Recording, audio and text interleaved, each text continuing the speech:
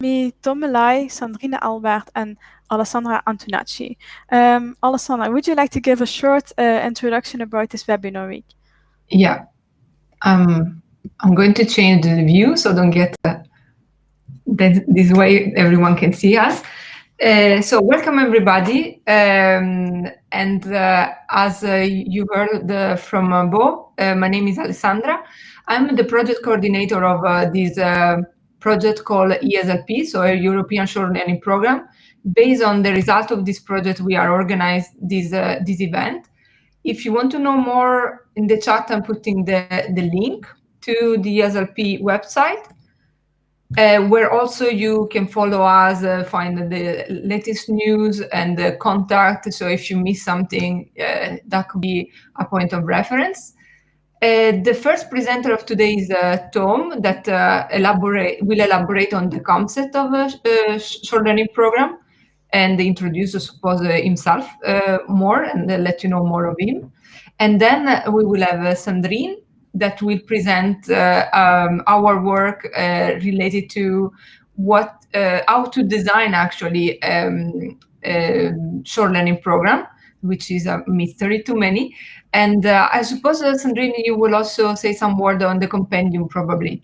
Yes, I will, yes. Okay, so the microphone works for everyone.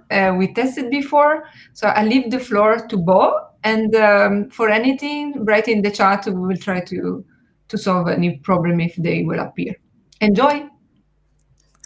Thank you very much, Alessandra. I will switch to these slides for now. As you already know, today we will have the Looking Deeper into Short Learning Programs session. The first presentation by Tom Malloy about short learning programs in European higher education. You can send him some questions afterwards via the chat. There's enough time for it. And then we will move on to the presentation of Sandrine Albert about short learning programs design, expanding higher education horizons. Don't forget, tomorrow we also have another session about short learning programs and good practices with them by Ingrid Thaler and Claire Doen. And on Thursday, we will close the webinar week with presentations from Frederik Truije and from Eva Senden, Magda Zarabski, Aysen Gunes, Paivi Kanana, and Virpi Uetin. And Gloria Bassos, of course. So there's a lot of short learning programs, sessions, and presentations coming up. And for now, I would like to start and give the floor to Tom Malai. So here's your presentation, Tom. Okay, thank you. Thank you for this introduction. My name is Tom Malay. I'm a policy advisor of the Open Universiteit. I will give, we are part of, I have to, doesn't respond. There it is. Okay. We're a Erasmus Plus funded project, E-SLP, European Short Learning Programs, chaired by the IATU. And you see, I have to ask for somebody to switch the slides. Yes, here you see the partners that are in the project, the different universities. And I would like to start with a question to all. You can, there it is. Which one of the following developments in higher education is most desirable? We have a lot of developments at this moment in higher education. Some of them are listed here, not all of them, of course, and these are all probably to you all important, but which one is most desirable to you? So do we need more mobility of international and national students? Do we need more topicality in the content of the programs? Do we need more flexibility in the content so the student can choose the content and their own pathway? Or do we need more flexibility in form so the student can choose which, where and when to study? You can click your answer, and I think Bo will monitor how many answers there are. Yeah. So far we have 26%. So I'm asking the audience to please vote. I'm seeing the votes coming in. I will wait a few seconds so everyone can read the sentences and the questions and the answers. But please feel free to vote in the system. You just have to click on it in the screen. And just choose the best fitting answer. Of course, it's not always. Perhaps you have more answers, but choose the best fitting one, please. All right, I will end the voting now, and then we can share the results. Okay. So you see the results right now, Tom? We see that 42% voted, but I don't see the results. I can't. The outcome of the. Oh, I have to scroll. Okay. Yeah. Yeah. Okay, it's visible to all. Well, that's actually what I was expecting: more flexibility in forms, so the student can choose where and when to study. And of course, the others are important as well, but this is probably more upcoming, the flexibility in form, and that's what we see in the lifelong development. Okay, can we go to the next slide, please? Yes, this one. Right here you see an overview of what's currently, a schematic overview of what's happening in the higher education area. We made a graph of it with open education, continuing education, and degree education. Open education is the kind of education which you need no admission for, and which things like MOOCs, for example. And what you see is that they are currently working more towards certification of their programs. And by certifying their programs, they make it more stackable. So they're working towards larger types of learning units, with an increase of the European credits, as you see at the left. On the other hand, you see the opposite thing happening in degree education, where you see that degree education, with the bachelor's, the master's, for example, you see that it's becoming more and more online and blended, especially during these days with the COVID pandemic. That accelerated things quite a deal. But you also see more flexibility in the degree education. So there are some experiments done trying to give the students more possibility to choose their own path in degree education. So it's both open education and degree education are going more towards the continuing education, which is part of lifelong development, which is actually the answer you gave as well. That's something probably will be most important or most desirable. We explored the needs of the learners and employers within this project. What you see is that there is a rapid development in technology and knowledge. The problem is, however, that people have less and less time to study. People have a busy job or have a busy social life, and this causes a mismatch between skills and knowledge on the one hand, and the position people have or the ambition they have on the other hand. And what we also see is, that was the first point, some people answered, I would like more mobility. That's what we saw as well. Within and between organizations, students would like to switch between learning content. And that's fully in line with the international development. So the European universities, where you can follow a course at different universities, for example, and which will lead up to a package deal, actually receiving a degree from one of the universities. Well, short learning programs could be a solution to this. Then the question is, of course, what are short learning programs?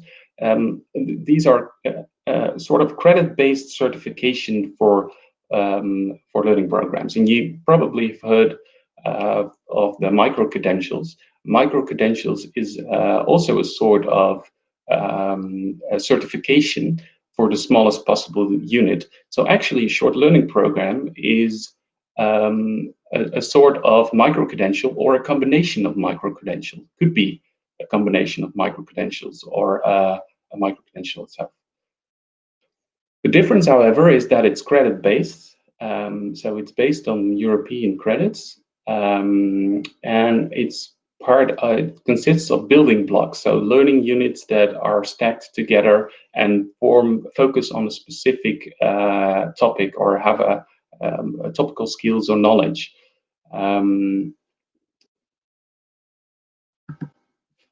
Here you see more of the characteristics of the short learning programs. If you go from right to left in the figure, and you see a combination of the building blocks in the right that lead up to a short learning program. That short learning program can be a separate program. So it's all by itself, a student can follow that short learning program without any other courses. But it's also possible to, would be desirable if short learning programs would be able to lead to dispensation within formal education, for example. So if a student has completed the short learning program, it would be great if that short learning program could be part of the bachelor or lead up to a bachelor by stacking more of these building blocks. What you see in the left of the figure is that we have different levels. So according to the EQF, a level 6, 7, and 8, which are part of higher education, the idea is that the short learning program should be part of one of these levels. This makes it a lot easier for to link it with the European qualification framework, and it would be easier to use it for a dispensation within a master or a bachelor program, for example. The preferred size of the short learning programs, what we agreed on was 5 to 30 ECTS. If you want a bigger program, it's of course possible to combine these short learning programs into 60 ECTS, for example. Another important characteristic is that it needs to focus on specific needs of society. So right now we're in a pandemic, and we have specific needs. For example, our nurses need to be educated, or people that want to go to work as a nurse, for example, need to be educated. And that's a good example of something that's market driven. Often we work the other way around. So at least we do as at Open Universiteit. We look at what we think the market needs, do market research, and then if that's positive, then we offer it. But it would be preferable if we would work more from out society. Furthermore, short time to market is then very important, given the example of the nurses in the current COVID pandemic. It's important that we don't need 2 years, for example, to build a program before it can be available for students. Scalability is an important one as well, because if society changes, then you might need 500 students in a program instead of 50. So therefore, it would be valuable to have more online components in the programs, which enables a quicker upscaling and making it available for larger student groups. Furthermore, it's important to make it flexible, so students can combine their own packages of learning building blocks towards a larger program on the one hand, and on the other hand, that people can study where and when they want, as you indicated indeed. So it would be desirable if people that already have a busy job are able to study in the weekend, for example. And this again hints towards online components, or a large online component in this type of education. I have another question. So we talked about credit-based certification, so micro-credentials, short learning programs. The question is, can these be used in formal education? And if you go for a yes, then this means that there are two options actually. Either you build up every bachelor or master program out of smaller building blocks, which people can choose themselves, combine themselves towards the eventual degree, or it can be structured within a bachelor or master program. That's the yes. And if you go for yes to a certain extent, it could be used, for example, as you have just your bachelor program, but you have a couple of electives where you have micro-credentials or short learning programs inserted. And for no, then you say, okay, this is something that is just for lifelong developers and not so much for formal education or degree education. So please vote. Yes. Tom, thank you. I will manage it. So far, 44% of attendees has voted. Still some votings coming in. In the meantime, if there's a question, I'm happy to answer that, to give people some time to vote. Yes. So if you have a question, please write it in the chat as well.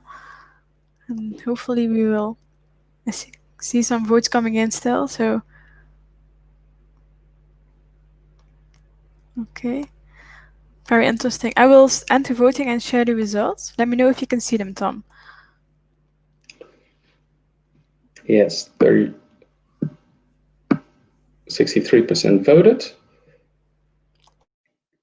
And we see that most people are in favor of using these credit-based certification within bachelor and master programs or within formal education. Also, a couple of them are in favor of using it up to a certain extent. And actually, none of you said, okay, we don't need to use this in formal education, which is very interesting, I think, indeed. The risk of using this type of structure within formal education is, of course, that you need people to be motivated to continue.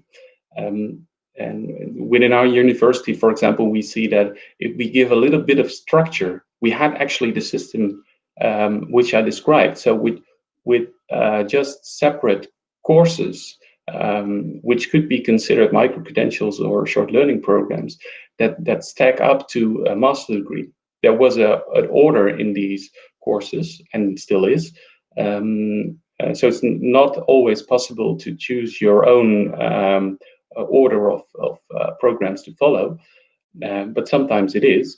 But what we see is that we need to offer people some structure there. And one question, which is not in this presentation at this moment, but which I still have, but is it suitable, this type of credit-based certification, for people that are just out of the younger students that don't have a job yet and need to switch to full-time studying? Are they motivated enough if they receive every time a certificate and also can pick up their studying a couple of months later if they desire? So there's an effect, perhaps, but at least it looks extremely valuable for the lifelong developers. Okay, I would like to go back to the presentation. Yes, thank you. Then the potential of these short learning programs depend. There are a couple of things that it depends on. We have accreditation, recognition, and the legal aspect, which will be further discussed in subsequent presentations. But I'm already going to zoom in on these three a bit. So we have accreditation. Currently, it's only possible in some countries of the European Union to to have your short learning program or your smaller learning unit to be accredited. And often this is a lot of paperwork, a lot of work just for such a small program. This might not be desirable. A solution to this would be if, for example, you use short learning programs as part of a larger accredited program. So what we have at our university is that we offer courses that are accredited within a master, but we also offer it separately. So the quality is guaranteed in that way. But the problem with this is it needs to be in a full program, and you cannot offer a single program by itself. And if you need a short time to market, that's not possible because, well, for us it takes at least a year to develop something to take the steps needed for our accreditation. So a solution for this could be to refer to an internal quality assurance system, which some of the countries already have. So their government has said, okay, you can do what you like, you can develop what you like, and we trust that you have a proper quality assurance. And in some cases, it's tested. So that's what would be great if that would be possible for the other countries as well. So an external accreditation of the internal quality assurance system.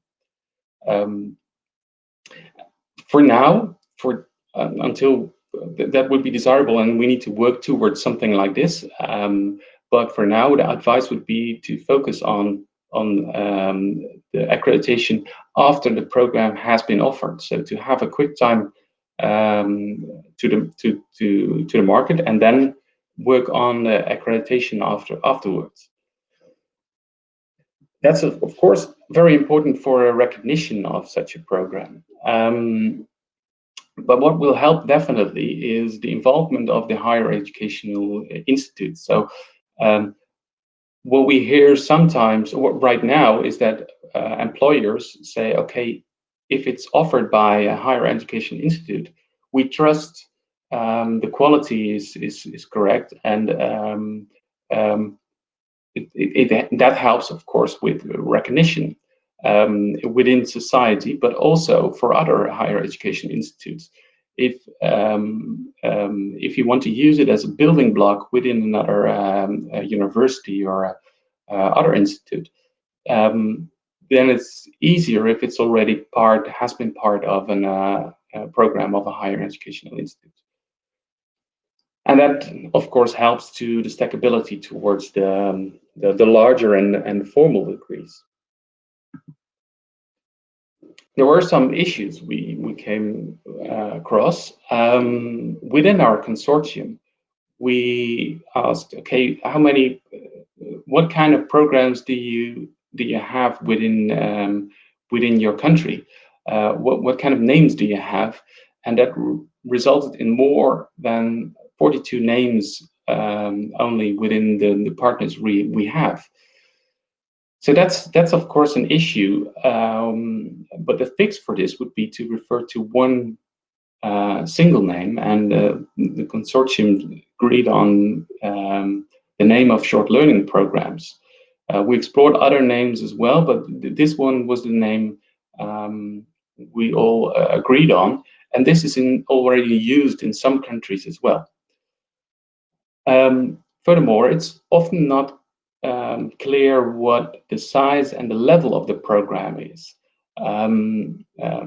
That really helps if you report the number of European credits and the level of the European qualification framework when you're offering such a program.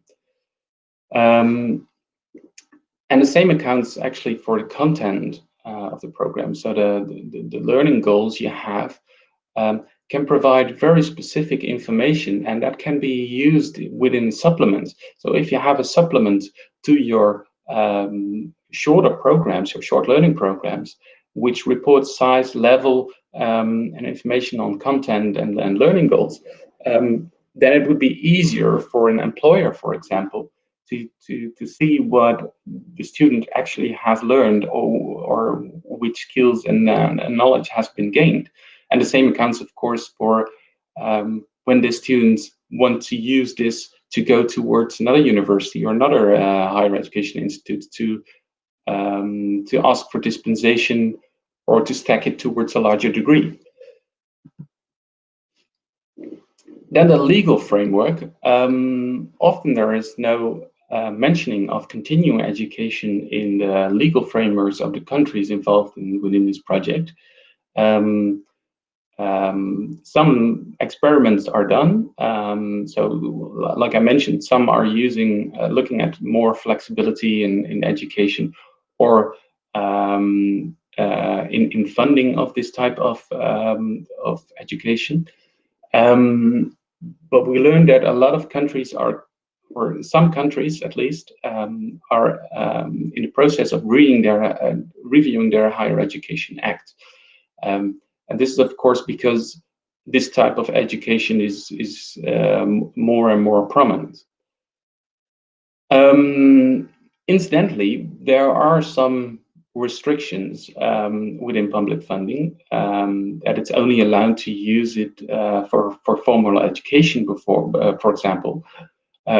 However, that's most of the time these restrictions are not that strict. So we concluded actually that there are no big obstacles for implementing this type of short learning programs.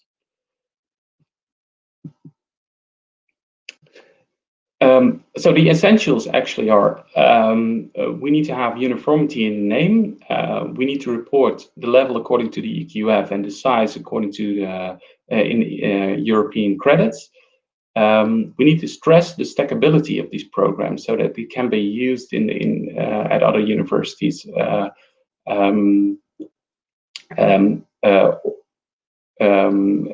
or within a certain higher education institute towards the larger program.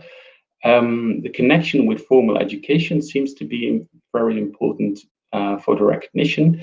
And it's very important to have a close collaboration with your stakeholders. So involve the stakeholders when developing such a program. I think Sandrine will tell more about this. And focus more on the recognition and the quality assurance, and less on the post ante of the ex ante accreditation. Here you see an overview of the project of E-SLP. I told something about the concept of the SLP, which you see in the figure at the left. The subsequent presentations will be part of. Will explain more about the other things you see in this figure. So the pilots and evaluation and how you develop a short learning program. If you have any questions that I'm not able to answer here, please send me an email or call me. My contact details are here. And again, it's part of a project funded by the Erasmus Plus program. Thank you very much, Tom. Are there any questions?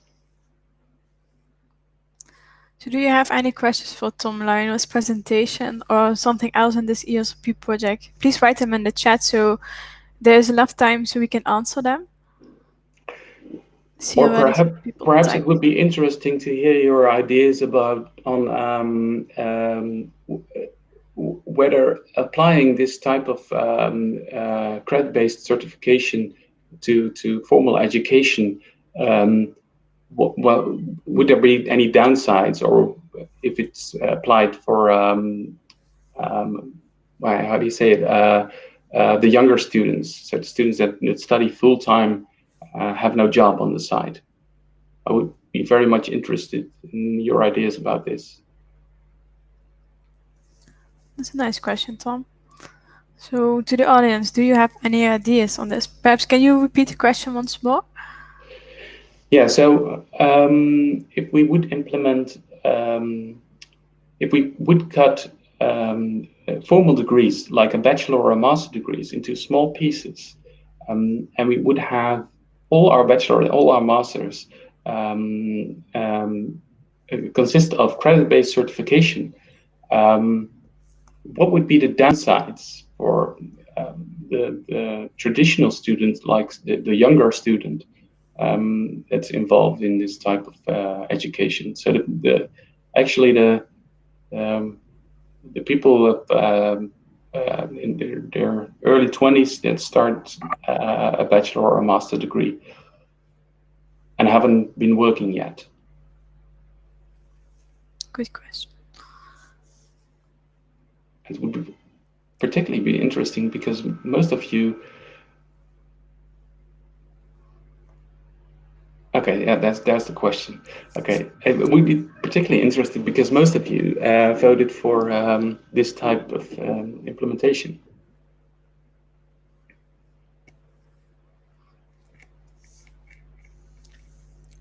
I see some people typing in the chat. Or any other questions in between are more than welcome, of course.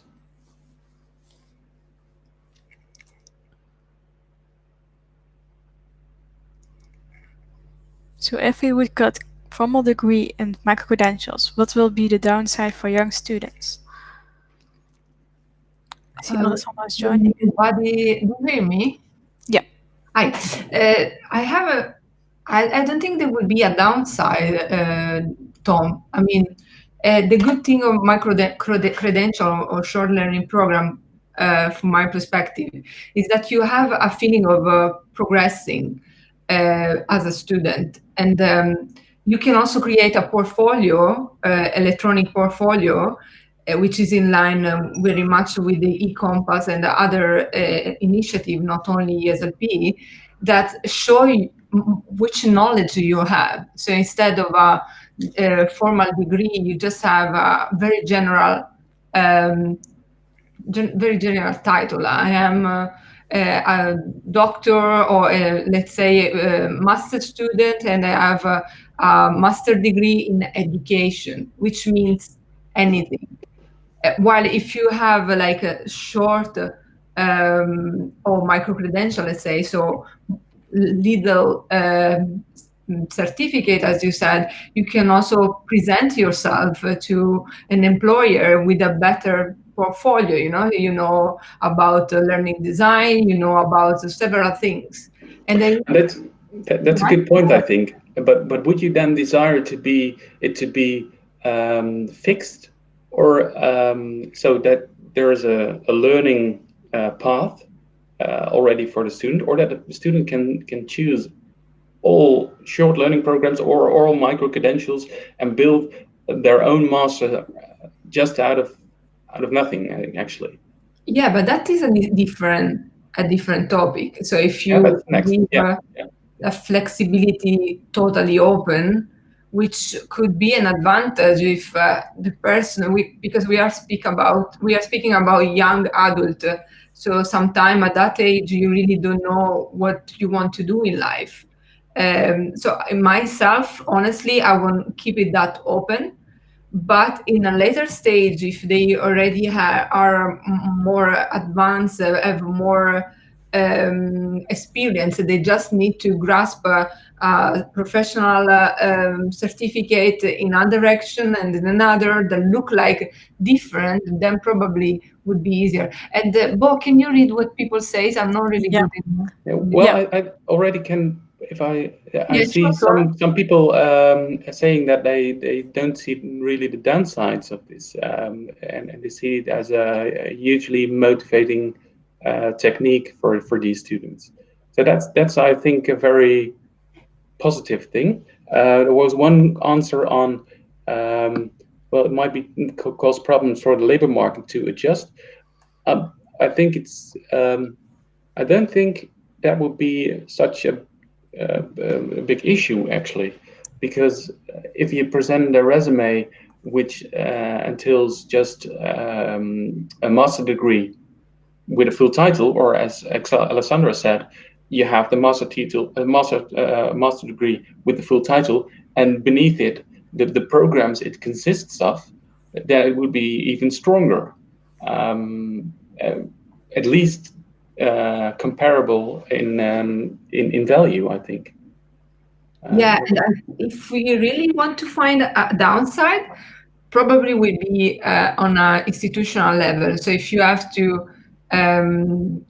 all the time award this credential, and in our framework they go with a diploma supplement, so with the data, probably is more work for the institution. But from the student, and how you put the question from the student, I don't see really a downside. Maybe if we leave it too open, a downside could be disorientation. That's why I won't go like totally open. But the program on micro-credential right now are not really. So if you want a micro-credential on something very technical, you have a set of courses or credential that you take. So also there, I see there is already orientation for students of any age. And the Pivy is pointing out that European university are going in that direction also, towards collect courses to your degree. So give the chance to students to have micro-credential courses, I suppose. Yeah. Let them. No, actually, I see everybody very, very positive, which is a good thing.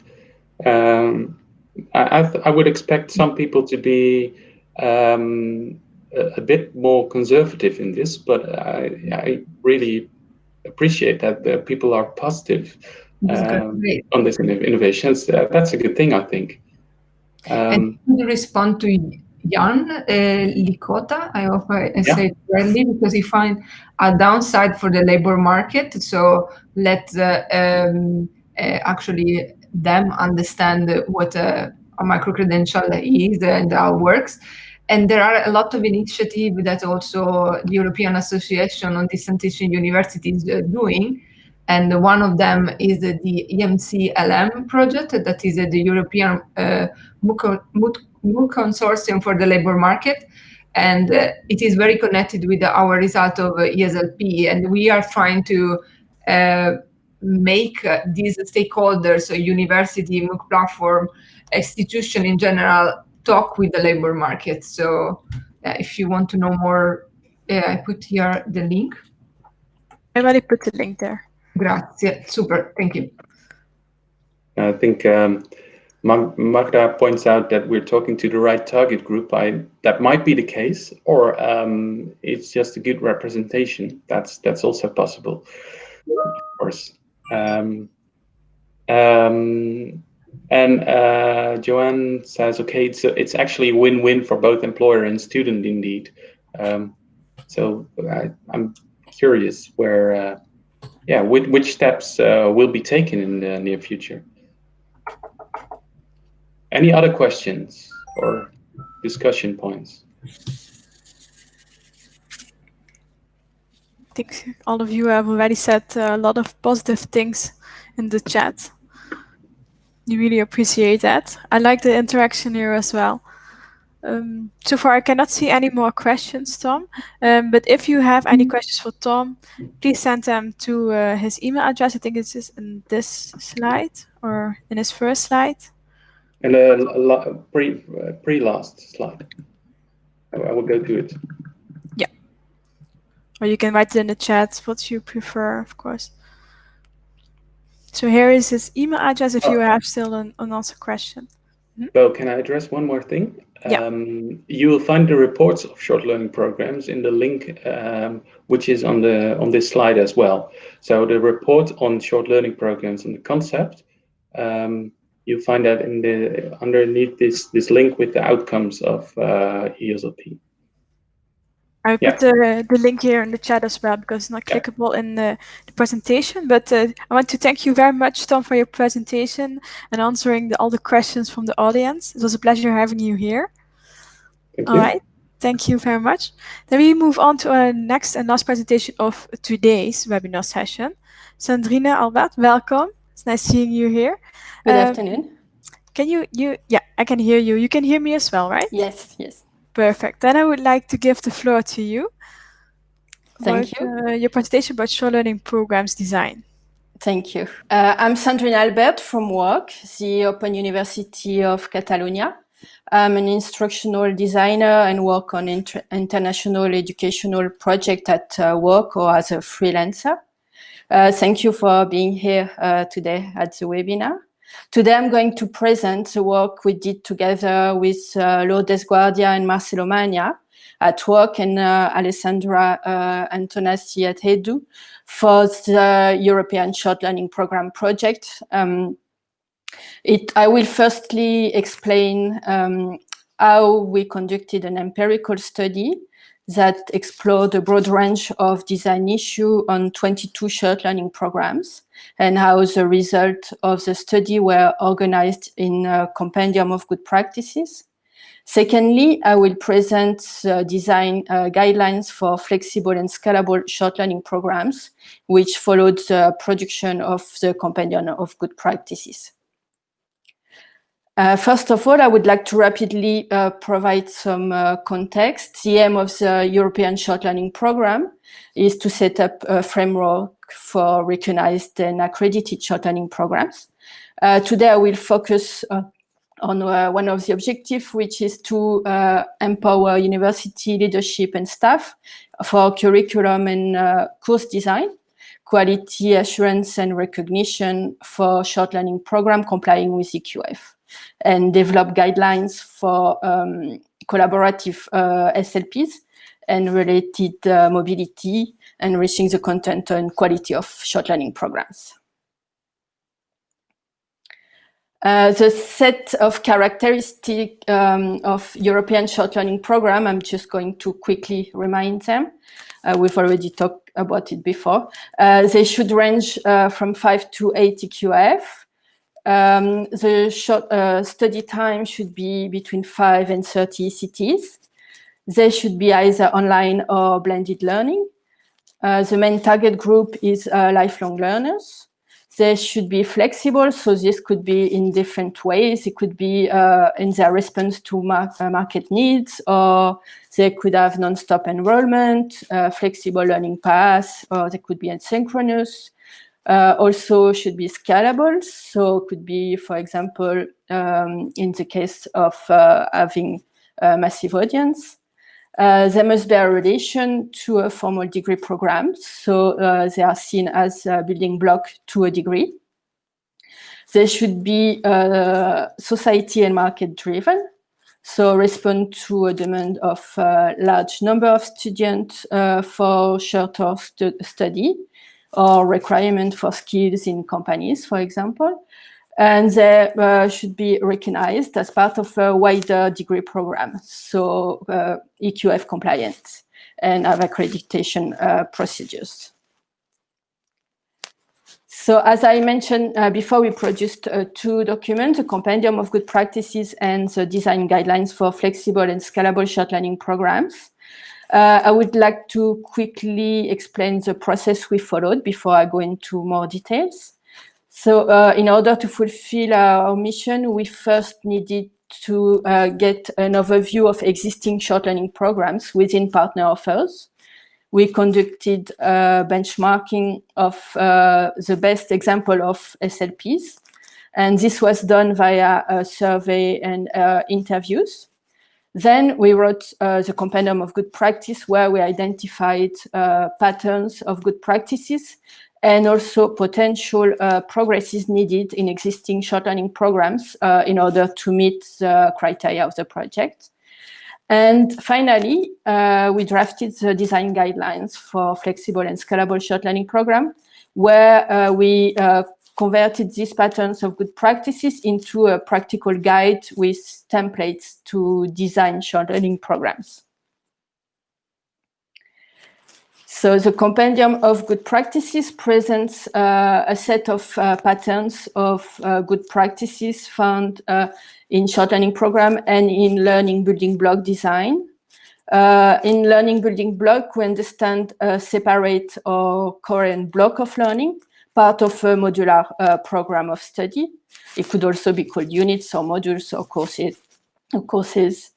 To write the compendium, we reviewed some literature, amongst which was a quality assessment for e-learning benchmarking approach from the EA2, curriculum design in higher education, theory to practice from O'Neill, and the studio design toolkit. We then designed an online survey, which was sent to the 12 partners of the project. And we asked them to select one or two of the best examples of their short learning program within the project's context. And the survey covered over 80 questions on program design and on learning building block design.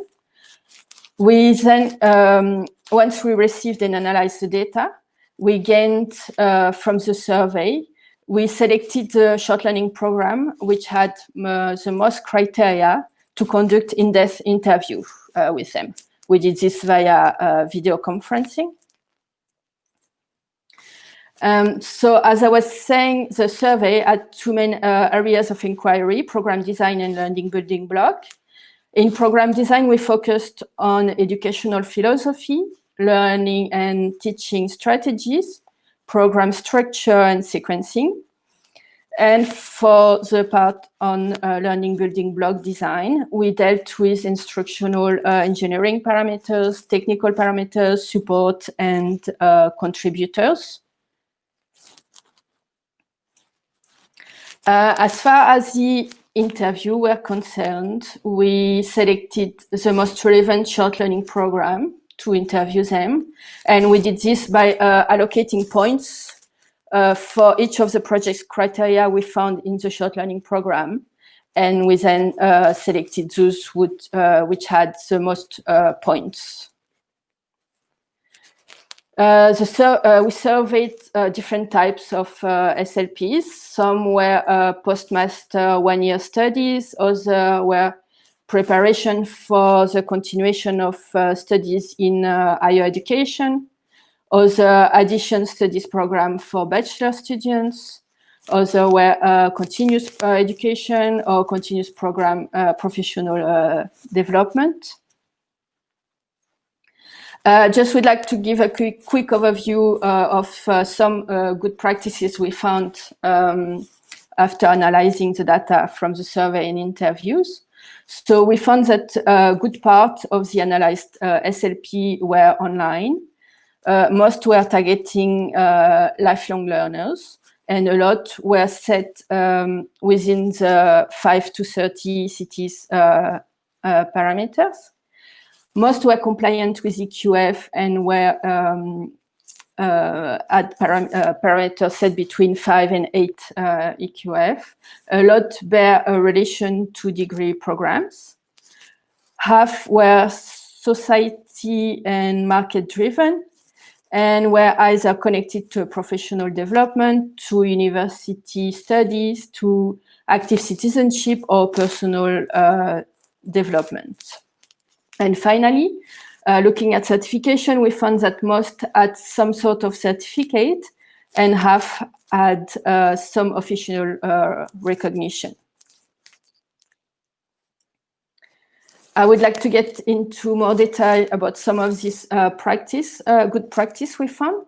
So in terms of flexibility and scalability, we saw example of flexible learning paths, of non-stop enrollment, adaptability to stakeholders' changing needs. We saw example of self-paced short learning programs, asynchronous, and of massive number of learners. We also found some interesting innovative design approach, some integration and recognition of non-formal learning in the program design, use of learners' experience. We saw real problem solving, peer assessment, continuous assessment, independent learning. Maybe I could give a more specific example of one innovative design approach we found. It was from the Open University UK. They designed a short learning program to enable students to get into higher education studies. And the short learning program provide a framework for students to enable them to get credits for bits of learning that are not usually credited. So it could be MOOCs or other sort of courses. And the short learning program also assesses study skills. So the students could choose courses from Open University or other sources and make their a la carte SLP. And they encourage disparity in disciplines to empower students in their choice of study in university later on. Students who wish to start higher university study could do so with the credits they obtained from this short learning program. And the assessment was focused on study skills, on independent learning, on communication. It was written, audio, or video, and on collaborative skills. So we also found examples of innovative teaching approaches, like role-playing, use of new spaces and places for learning, associational brainstorming, authentic learning. We found interesting example of alignment of short learning program with society and market needs, such as continuous monitoring, surveyed stakeholder, yearly reviews, professional stakeholder involvement, consultation with national agencies. Again, maybe one example I could give of professional involvement was one from Universitat Telematica Internazionale Uninettuno. They designed a short learning program that involved partners from the professional world, from international affairs and lobbying. And each module was created by an expert to provide students a concrete idea of the market and what was expected from them, in collaboration, of course, with university staff. And the short learning program was online, but they had 1 week of face-to-face in Brussels, where students could go and meet a real actor of the market. And finally, we also saw good practice in certification. We found professional certification, official short programs, certificates, and short learning program, which gave credits to students, as I mentioned before. As writing the compendium was a prior step to drafting the guidelines, we also highlighted progresses that could be made to meet the E-SLP requirements, with the idea of addressing these progresses later on in the guidelines. And so amongst the main ones, we found that a need for generalization of relation of short learning program to full degree program. Some of the ones surveyed were not related. We also highlighted a need for the generalization of some other practice, such as non-stop enrollment or asynchronous SLP, or possibility of scalability for massive audience. Possible issues also to address scalability for blended learning, short learning programs. And for the alignment in society and market needs, we detected the need for generalization of society and market evolution input, and also a vulgarization of contact with key actors. We identified also some potential improvements that could be made in innovative design, such as, for example, using peer assessment or inclusion of non-formal learning when possible. And the analysis revealed also some points which needed attention in innovative teaching approaches. For example, more focus could be done sometimes on active learning and or on authentic learning or collaborative learning activities. When relevant, maybe some role-playing could be designed into the course, the program, or associational brainstorming or simulation if relevant. And finally, in certification, we also, the analysis also highlighted a lack of generalized alignment of recognition across European countries and a need for systematization of consideration of EQF. So all this information was compiled in a compendium, which was divided into two parts. The first part presents practice carried within the E-SLP consortium and is divided into four main areas of interest: a target group, flexibility and scalability, accessibility and innovation. And the second part is provides an in-depth exploration of good practices in each short learning program. And it lists each short learning program and analyzing the characteristics that fits the main project criteria. So the design guidelines for flexible and scalable short learning program was the second document we drafted. The aim was of assisting in the design and development of SLP by providing a practical hand-on guide. We used several sources for to draft guidelines. So we used some academic references on program design.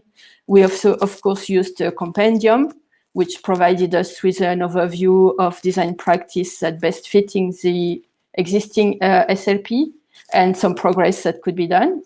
We also used various project deliverable on short learning program concept, institutional policies, and recognition for the first draft. And then we thought that because there were pilots being made for the project, we thought it would be very interesting to use this actual real concrete experience. So we made the second version of the guidelines where we included this experience and we compiled the information through a survey. There are a few noteworthy elements I would like to highlight in the design guidelines. It includes downloadable templates, which can be reused. Each section bears stakeholder tags for easy use. So whether you are program director, management staff, educational staff, or lecturer or professors, then you can consult the sections that are of most interest to you. And there is also a self-assessment tool for existing short learning programs to make it easy to check your short learning programs against criteria. So the guideline is divided into two main sections. The first one is on program design, while the second one is on learning building block design. The program design section addresses elements of design such as needs analysis and educational philosophy, online learning and blended learning approach, organization and structure, assessment strategies, relation to other programs, quality assurance, delivery, and credentialization. And the second part on learning building block design has got section on intended learning outcomes, activities, contents and resources, supporting materials, assessments, and learner support.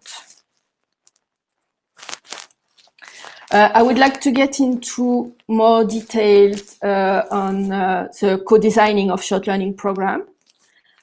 Short learning program can be designed following two principles. The first is primary design, which is when each learning building block is designed specifically for the short learning program, so from scratch. And the puzzle design, which is when SLP is designed with pre-existing learning building blocks. So from the pilots that were created, we gathered evidence that showed that three design processes were possible. You could have a coordinated process, which is when each partner does their own design. A cooperative process, which would be when partners can share some step of the design and implementation, but not all of them. And then a collaborative process, which would be when all partners share the design and implementation. So in the case of a primary design, we found that in a coordinated process, it would require a coordination of the design and development process of each partner's new learning building block. Each partner is responsible for the implementation of the learning building block they have designed on their own platform. It involves the control of the alignment between LBBs and an audit of possible overlaps of competencies, learning outcomes, and contents. Still in the case of a primary design, but in a cooperative processes, then it requires a cooperation between partners to design and develop their new learning building block.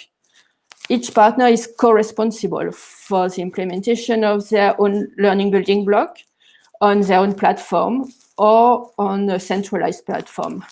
Depends of what accord has been reached. And this demands an alignment between the LBBs. Each partner will design on their own, an audit of possible overlaps of competencies, learning outcomes, and contents, and a collaboration between partners for facilitation, assessment, accreditation, and recognition.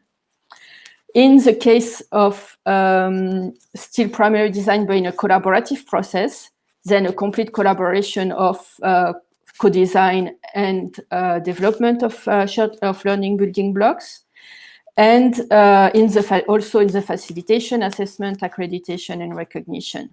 So each partner is co-responsible for the implementation of the learning building blocks they have co-designed on a centralized platform. And then looking at the puzzle designs, so when partners have pre-existing learning building blocks, if they choose a coordinated process, then this would entail an audit of possible overlaps of competencies, learning outcomes, and contents, as well as a review of the main structure and a control of alignment between learning building blocks.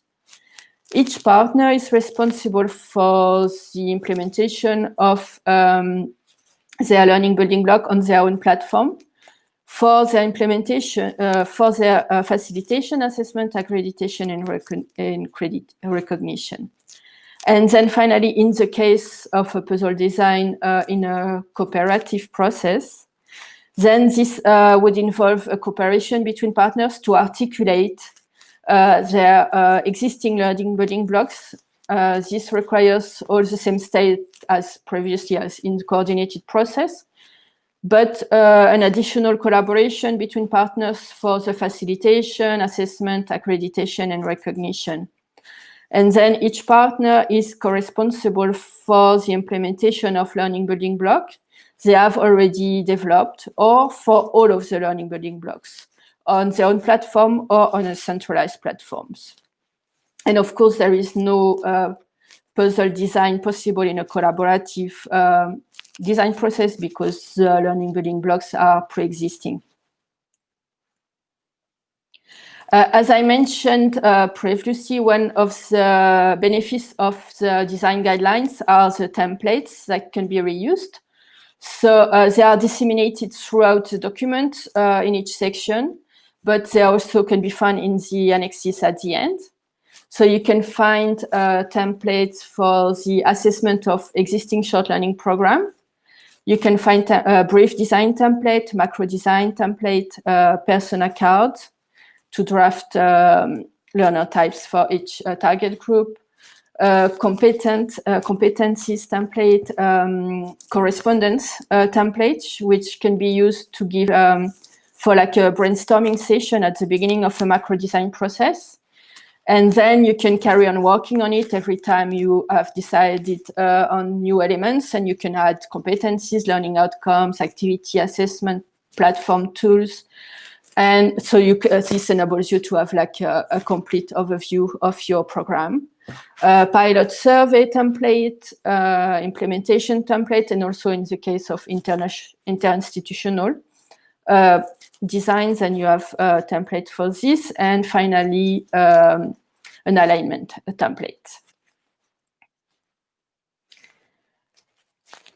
You can find the two documents on the website dedicated to the European Short Learning Program project in the outcome section. And finally, I would like to thank all our partners for their input and for sharing some very interesting experience with us.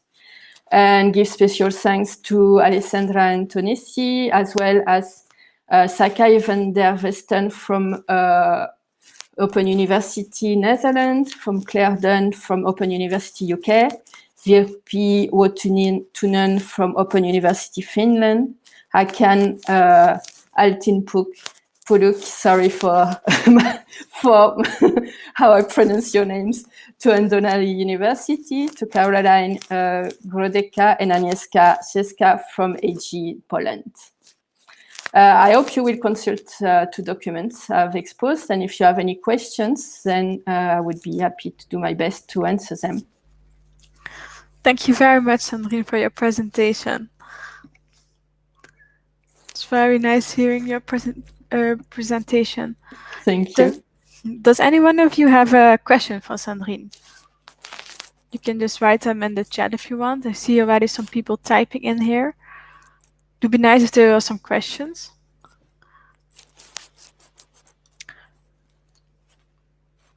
Thank you. I saw also Alessandra and I just shared some links regarding your deliverables or outcomes on this project as well. So they are in the chat if you want to see them.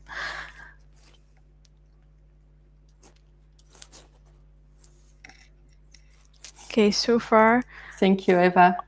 Everyone is thanking you. Alessandra, do you perhaps have any questions or suggestion or something to add? Or just feedback, or maybe do you have in your institution short learning programs that would correspond to this? Maybe you can tell us. So do you have in your institution short learning programs? I'll let them there respond, and then I come back. I have an idea, not a question, but I let people think about your question if they have short learning program in their institution. So I leave the floor. Okay, I see. We're piloting them.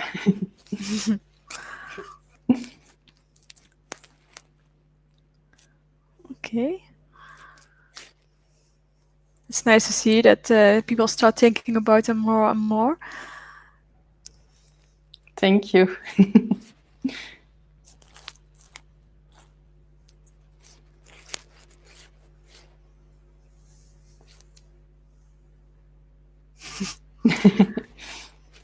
So Magda is saying that they will talk about their short learning programs on Thursday.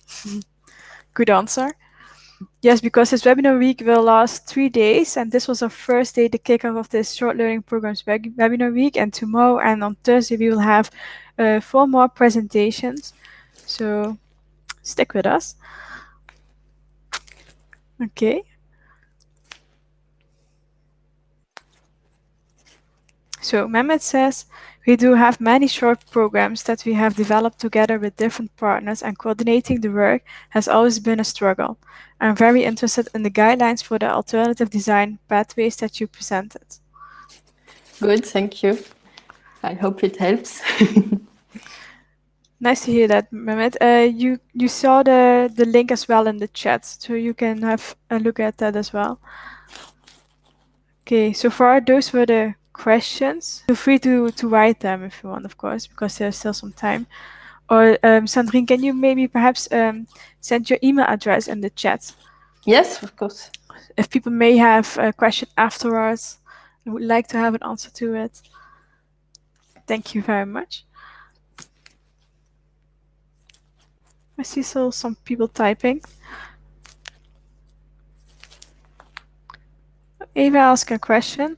How about the cooperative part when you share LBB? How do you mean?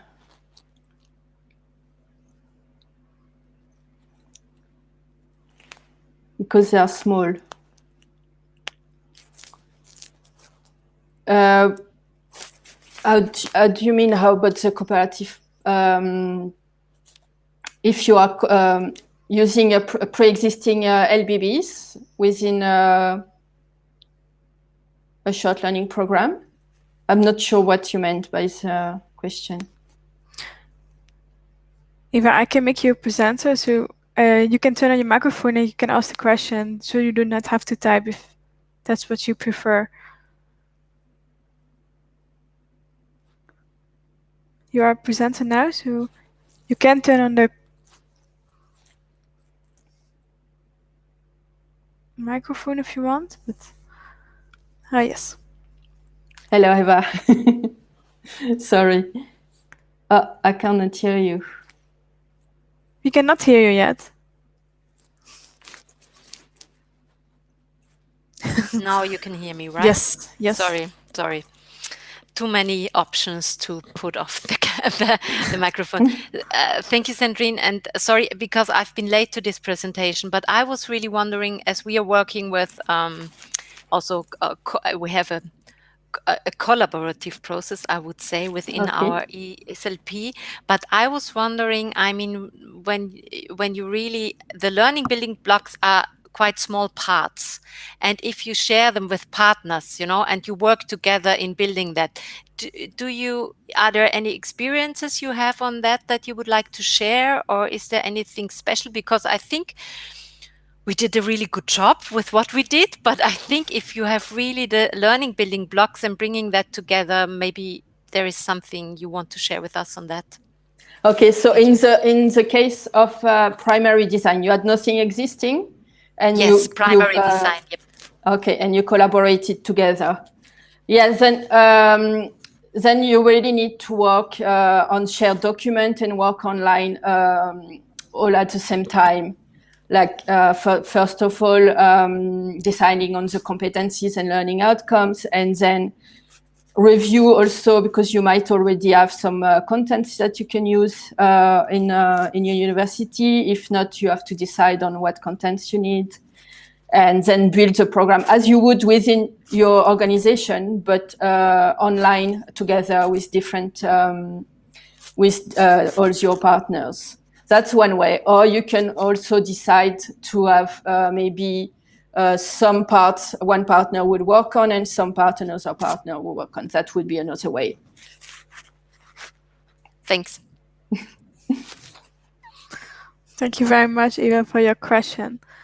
I see no other questions anymore popping up in the chat. Alessandra, you had some ideas or something you wanted to add? to share an idea? Yes. Yes, I was thinking that probably all this format on self-assessment that you mentioned, we should make it more fruable on our website and make like a sort of WordPress version, technological version. We should discuss on that. Okay. You know what I mean, right? There is, I think this is the slide. No. Let me see where I was. I think it was maybe on the findings, no? I was talking about. I don't know, you mentioned several tools for self-assessment and the design of the short learning program. I remember that the background was yellowish. Visual memory, sorry. Probably that one. No. This one, no.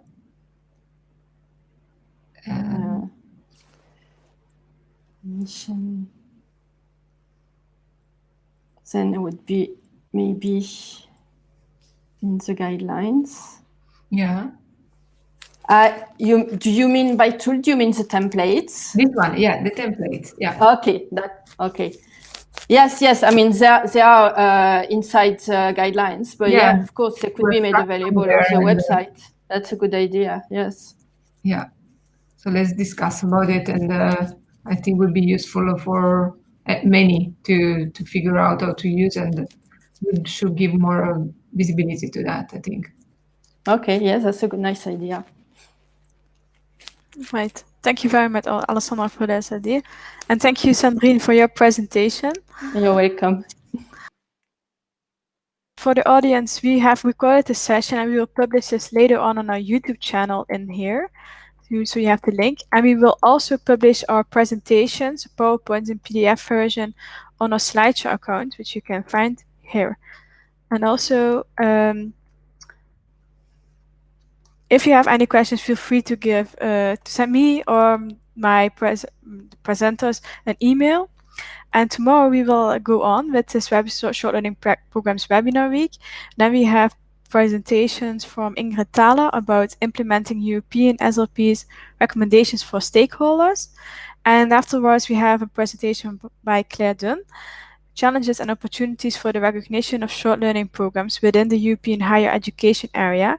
This webinar will start at the same time as we have today, in the same meeting room, the E-SLP meeting room. And on Thursday, or the last day, we will start half an hour later. So be reminded of that, but we are looking forward to seeing you all there. And we would like to thank you for being here today, and we hope to see you tomorrow and the day after as well. So thank you very much.